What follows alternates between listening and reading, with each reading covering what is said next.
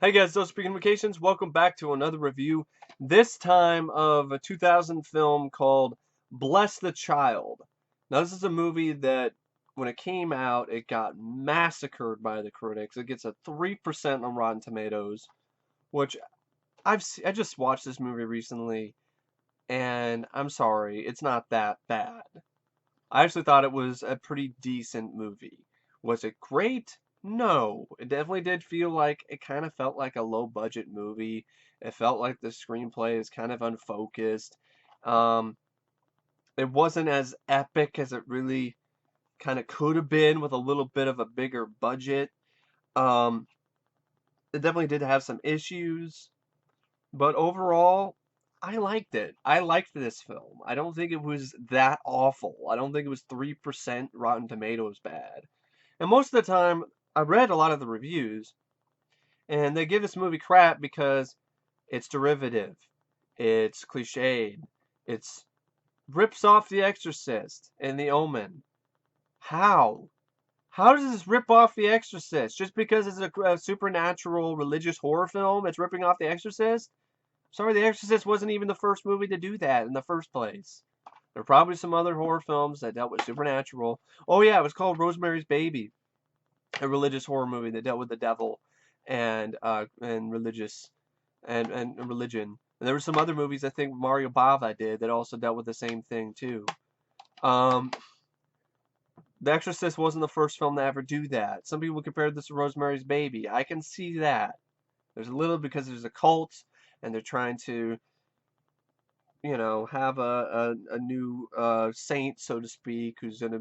But at the same time, it's really very vaguely similar to Rosemary's Baby because the little girl in this isn't the son of Satan, so they're trying to make her maybe the daughter of Satan or the daughter of Satan. Sorry, not the son.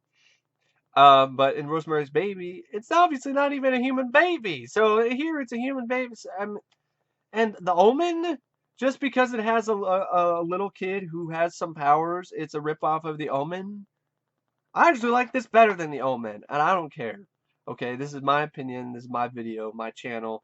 I like this more than The Omen, both versions. I like this more than the original Omen, and I like this more, definitely more than the remake. Because I like the characters more. I cared about the characters more. I thought it was more engaging. Um, for the most part.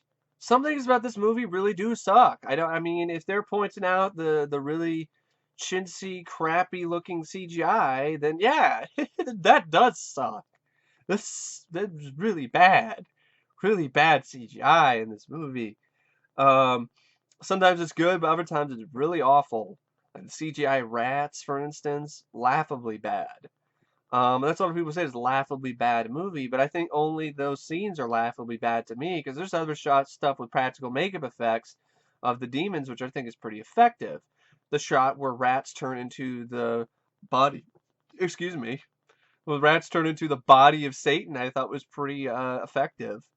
Now, is this a film I'd probably say is on par with End of Days? No, I definitely would say End of Days is better than Bless the Child. Um, but for a movie that it deals with a lot of religious aspects, it deals with good versus evil. I thought it was pretty interesting. I thought it was actually pretty entertaining. I thought Kim Basinger did a good job in the lead role. I like Christina Ricci in a little bit part.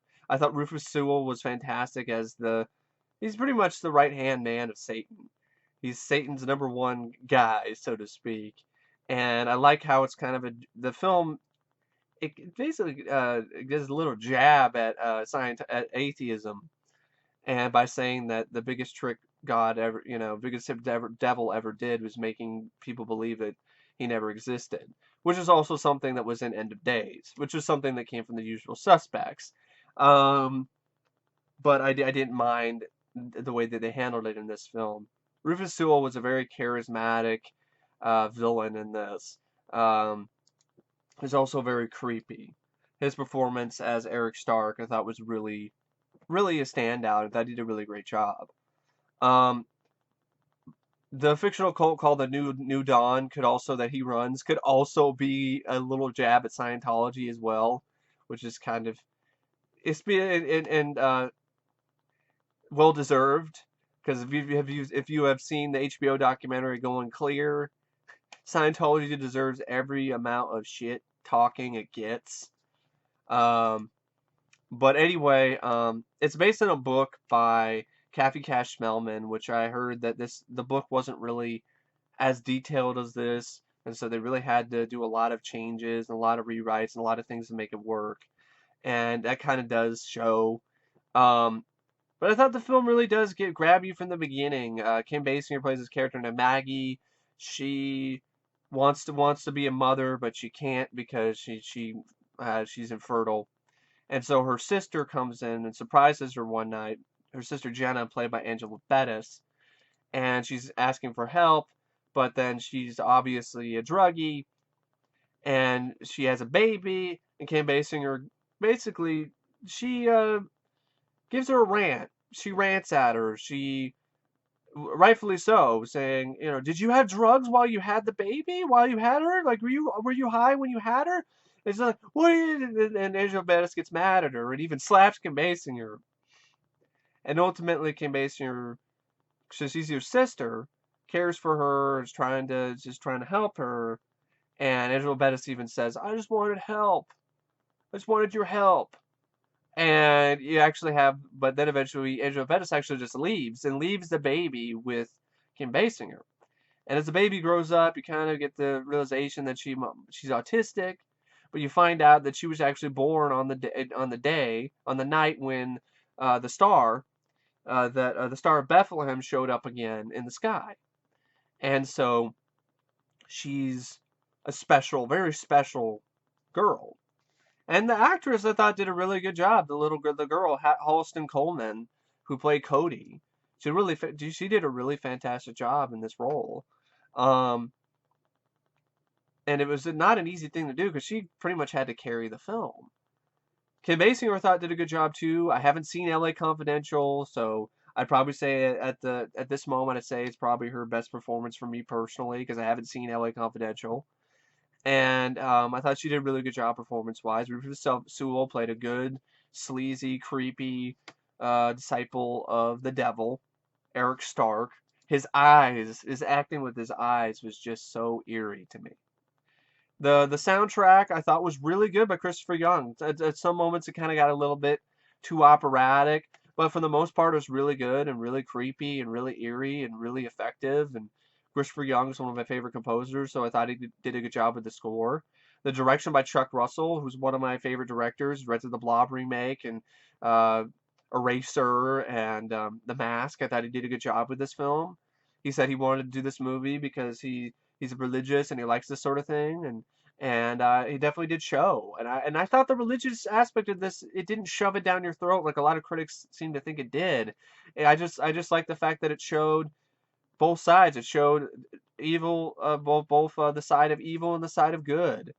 It showed spiritual warfare in effect, and it didn't just show one side, which a lot of these movies, a lot of these supernatural religious horror films, they just show the side of evil. They don't see the angels. You don't see the angels. You don't see them. You see the side of evil, and you might see the side of good in a priest, but that's about it. But you never see, for example, what gives the priests their strength. And there were moments where, they were needing help, and nuns are praying, and they're sending angels of mercy to help them, which I like that. I also like the aspect of when the characters like Kim Basinger is in danger, or Jimmy Smits, who's I thought he did a really good job in this. Jimmy Smits plays this detective.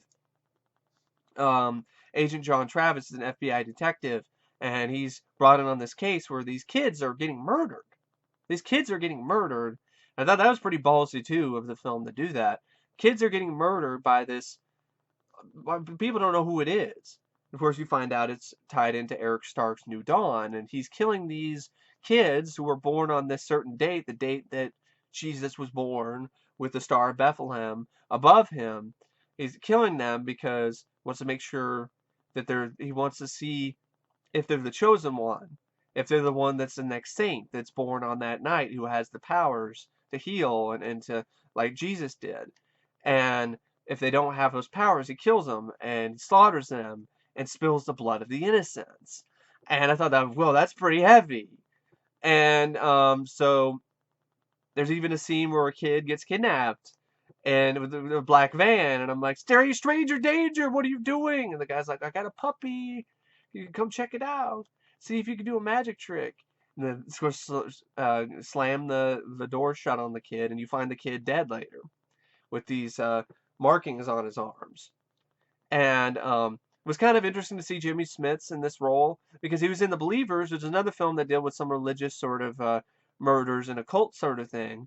And what's kind of funny also is I don't know if the screenwriter saw The Believers and just threw this in there and said that Jimmy Smits is the one, his character John Travis is the one that solved the Santeria murders in one of in New York somewhere. And I'm like, screenplay by Tom Rickman, Clifford Green, and Alan Green. I'm like, did they see The Believers? Because that's kind of funny. It's like he played this character, The Believers, who was a cop, who then eventually ends up killing himself because he's got snakes riding around inside of him.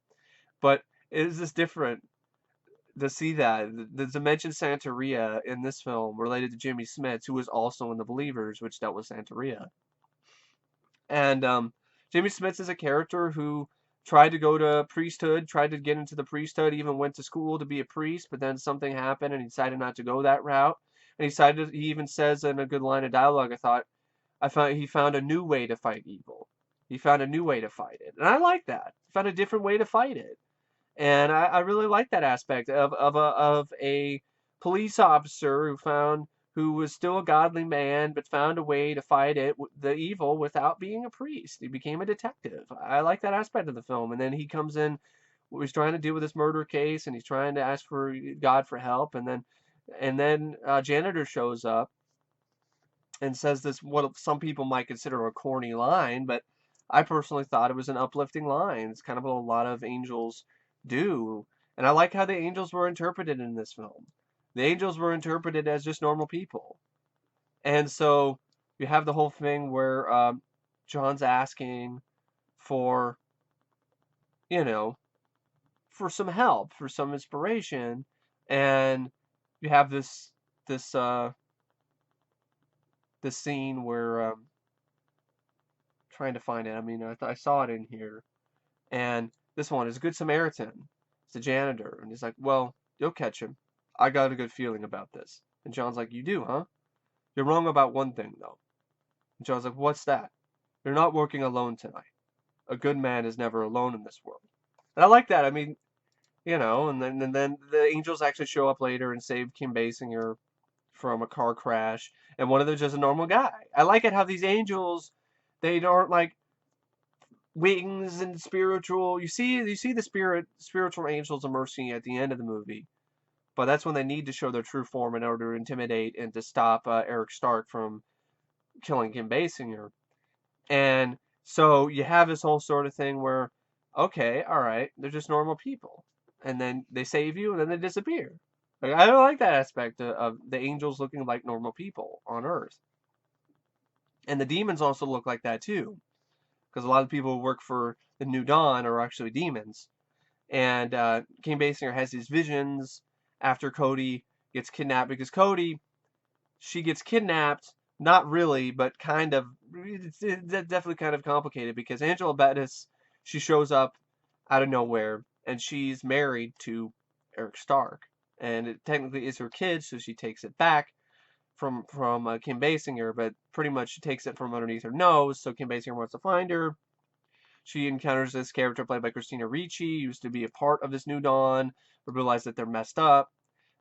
She plays Sherry, and gives her location of where she could find the where she could find Cody, not before she dies. She actually gets killed and beaten up in a subway by these young tough young gang members, like kids who are corrupted by the New Dawn. And actually, a good little decapitation where Kim Basinger goes to check on Christina Ricci, and then her head falls off. A good practical effect too. And so after this is happening, Kim Basinger's starting to see these visions. She was starting to see some of these visions anyway earlier before Cody got taken, and that's where you see these really awful CGI rats. But she sees like CGI demons flying around and so forth, and it's kind of ridiculous. It really is. But mainly, I think it's just because the CGI is so shitty. So she goes to confront Eric Stark at his apartment. Even has a gun, but then he uses his magic, uses his satanic powers to take all the bullets out of the gun. And it's like, there it is. Let in to give in to the hate. It's gonna feel good, right? Shoot me. How are you gonna shoot me if you have no bullets? But ultimately, of course, she can't get Cody then. But then she gets help from these like religious people who were also trying to help get people who also help people get out of the cult. So it's kind of like what you kind of saw in End of Days as well. And they're gonna go. Kim Basinger is gonna go get Cody back from the dentist, and she goes and gets Cody from the dentist, and then the godmother, who's actually a demon, she kills the guy who's gonna be the driver, stabs him in the eye with some sewing needles. And the way it is kind of shown, it is kind of ridiculous, but it was a good effect. And then you have this whole thing where you have the dentist just gets fucking hit. He just get out of for starting to just kill the dentist. The dentist and of other New Dawn people are chasing after Kim Basinger, trying to get Cody back, and they run over the dentist. The people, the New Dawn limo driver, just boom, dentist is dead. Which is pretty funny actually, because it's so random. And of course, they try to get away from them. They go to Vermont. They get cornered by the limo drivers, and Kim Basinger even tries to get the cops to help, but the cop stops. She stops in front of the cop. Of course, the cop stops. Is like, "What the hell do you think you're doing? Show me your license and registration." And then the limo comes and runs him over. And eventually, they take Cody back. So then it leads to the climax where Cody is now in this dark church somewhere. Looks kind of cheap, and with these hooligan kids, and so and this is already John Travis, Jimmy Smits already has enough evidence to nail this guy because he found evidence of blood, kid's blood, in his home, and so he figured out where his uh his extra home is, like where his other home is across the way near Vermont somewhere in New York. And so he decides to, which I think it might be Vermont. I mean, it's somewhere near there. I don't think it's Vermont actually. It's somewhere else. It's um yeah, it's somewhere else. I probably got that absolutely wrong. And also, before I even mention that, there are a couple scenes that I really liked also about the film. Some really powerful scenes. So that's why I don't think this movie is a complete waste. There's some really powerful scenes in this film where Cody goes into the church and she goes into a back room where you have the Sister Mary statue and all these candles, and she makes all the candles light up, and she says, and the Sister Mary statue starts crying, and then Cody's crying too, and she's like, she's crying, she's sad for all of us. I was like, that was actually pretty effective, powerful scene. And then there's another scene that I liked where Cody, with Eric's trying to convert her, and he's showing this homeless guy who's hearing voices, and he's pretty much showing Cody his power. He puts a Celtic rune on the ground and makes him basically try to light himself on fire.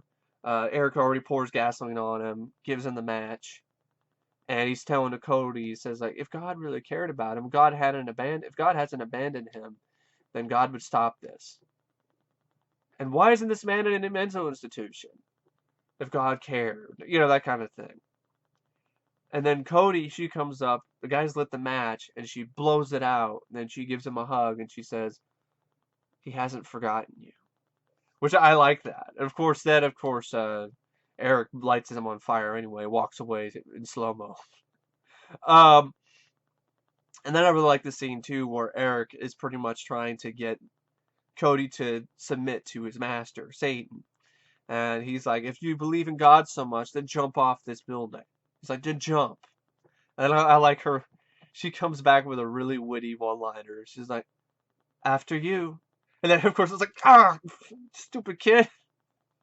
So I thought that was pretty badass for the kid to basically just say, pretty much in her own way, tell Eric to fuck off. After you. um, And then you get the climax, which it did seem a little bit cheap, but I didn't mind it. I thought the visual effects of the Angels of Mercy were pretty good. I thought the scene of the rats forming the body of Satan was pretty effective.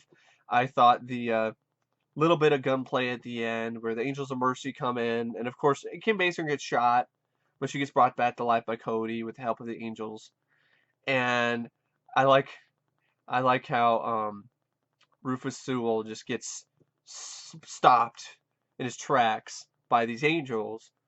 And then here comes Jimmy Smits, and he guns him down with every round he has left in his gun, and practical blood squibs too, and takes his ass out, which is pretty a good crowd pleasing moment. It's kind of badass too. Especially the practical, especially the blood squibs and so forth. And I like the aspect. I liked how the film balanced the real world, our world with the spiritual world. I thought the film did a good job bringing those two together. And I like the aspect of showing that there's both sides. There's good. There's a side of good, and there's a side of evil, and they all have their own ways of getting power and getting help from their respective gods. So I like that. I really did, and I like that aspect of the film. The movie then has this kind of stupid, kind of tacked on ending though, where Cody is adopted by Kim Basinger, and she wants to go to this church, and then one of the New Dawn disciples, one of the kids shows up. He's got a knife. He's gonna kill her, but then she turns around, looks at him, and he stops, drops the knife, and runs away. That's kind of how the movie ends. It's like, what the hell was that about? That was not necessary at all. That should have been just cut out of the film. Um, but yeah, that's Bless the Child. There were some shenanigans that were kind of lame, like the bad CGI, for instance, CGI rats. Um, the stuff with the scene where Kim Basinger wakes up on it in the middle of a bridge. I guess she was drugged and put there by New Dawn, but she's in the middle of a fucking bridge, and she wakes up, and then out of the car. How was the car driving by itself? Then maybe it was a curse. Maybe it's some Celtic rune that fucking Eric drew on the fucking car. I don't know, but I let that slide because I thought it was, but it still was kind of a what the fuck type scene. And it definitely the climax. I didn't mind the way they handled it, but it definitely did feel a little bit low budget. This is a movie that made $40 million, but it kind of didn't really feel like it. Actually, it was 65 million. It only made 40 million. It did not feel like a $65 million budgeted film. It didn't look like a $65 million budgeted movie. This cost $65 million to make. It definitely didn't look like it. Definitely didn't look like it, especially near the end. But at the end of the day, I still enjoyed it. I still thought it was an entertaining movie. I thought it, like I said, sue me. I liked it more than The Omen. I really did, both versions, because I liked the characters more. I liked Cody more than Damien, of course. I liked Kim Basinger. I liked her character more than the character played by what's this, Gregory Peck. Although I didn't mind him in that. Um, it wasn't as gory as The Omen, but I still thought it was pretty effective. The Omen didn't really ever show the side of good. It only showed Gregory Peck, who isn't even the most religious guy. You had an atheist and David Warbeck who gets killed. And then with Blessed Child you see both sides. You have a detective who's religious, who believes in God, and played by Jimmy Smits, but he also can kick some ass. Kim Basinger's an atheist, but she gets brought back to her faith, which I guess is kind of, oh, it's kind of religious propaganda, but not really. It's her choice. At the end of the day, when it comes to any religion, Christianity or otherwise, it's your choice. And I think some people just didn't. Maybe the people who hated this were like the whole stuff with the New Dawn cult religion, saying that the best religion, the best religion, the best person but God you can trust is you. Maybe the people who were secular, who didn't believe in God and were Christian, not Christians, or not religious at all, hated this movie. Secular Hollywood were like, oh, I don't like the fact they poked fun at me. Or the Scientologists? I don't know. I have no idea why this movie is so hated. I don't know why it just gets a 5 out of 10 on IMDb. I mean, honestly, a 5 out of 10 is okay. I give it a bit higher than that because I personally liked it more than just a 5 out of 10. But I don't see the 3% on Rotten Tomatoes. I don't get that at all. There's a decent amount of powerful scenes. There's some good performances by a good amount of the cast members. It's got a good score by Christopher Young. The direction by Chuck Russell is pretty solid. And overall, I like the film. I don't think it's nearly as bad as people make it out to be. I don't think it's so unbelievably shitty that it deserves to be considered one of the worst films ever made. No. There are much, much worse films than Blessed Child. The Omen remake is definitely one of them. Um, but yeah, the original Omen is good too. It's a classic. It is a classic for a reason, but I just, if I had to choose, I'd probably watch this again. It's just, I like the characters more. And I think that's one of the main reasons why. And I'm a sucker for a film that gets shit on all the time. I mean, I'm a sucker for underrated films, and I definitely would say this is definitely, to me, a little bit underrated. I don't think it's nearly as shitty as a lot of the critics have said it was, or continue to say it is. It's not a ripoff of The Exorcist. I don't know who the fuck said that. I don't know why they would say that, because it's not. It's barely even, it's just a little bit like Rosemary's Baby. It's not even really anything like The Omen, other than just a little girl who has powers, or it does it a lot better job than with the little girl with powers than fucking Omen 4 did. Written by Dominique Othen and Jerkoff. But, yeah, I really don't know what to say about Blessed Child, except I like the movie. It might be a new Easter tradition because it does take place on, a lot of the events do take place on Easter Eve. So anyway, I really don't know what to say, except it was rated out of 5 stars. I really don't find much wrong with it. I really don't. That's why I'm gonna give it 4 out of 5. Sue me. I really don't find that much wrong with the film. I'm not gonna give it 5 out of 5 or 4.5 because there were some problems with bad CGI. Some of the tone, some of the way that this film is just the way that it's put together is kind of haphazardly and could be done. Editing could be better. Um, some stuff is kind of ridiculous. But other than that, I would be lying if I said I didn't like the movie, that I didn't thoroughly enjoy the film, that I wasn't entertained by it, and I was. So, um, anyway, take that for what you will, and thank you for watching my review of Bless the Child, and I will see you guys later. See ya.